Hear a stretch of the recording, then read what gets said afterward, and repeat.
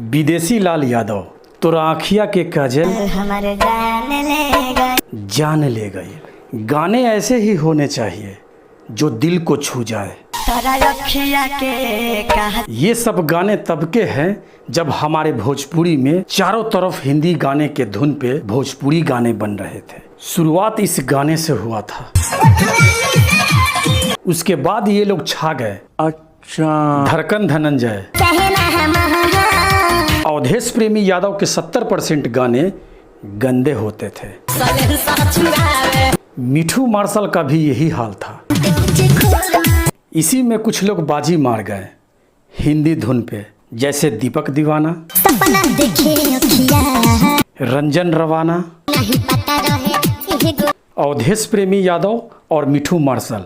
साथ में ये दोनों कुछ अच्छे गाने भी लाए थे।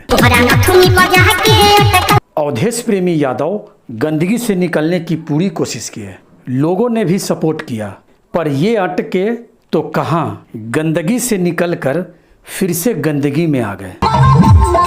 इनमें से कुछ % कलाकार आज भी अच्छे गाने गा रहे हैं। अगर 100 अच्छे गाने आते हैं तो 1 से 2 ही गाने मुश्किल से बजते हैं, लेकिन वही 100 गंदे गाने आते हैं तो 100 में 100 बज जाता है। रीजन, लोगों के दिमाग में गंदगी भरा हुआ है, वो अच्छे गाने से ज़्यादा गंदे गाने को पसंद करते हैं। मुझे नहीं लगता कि भोजपुरी से कभी गंदगी खत्म भी होगी। ये बड़ी अच्छी बात कही आप। धन्यवाद।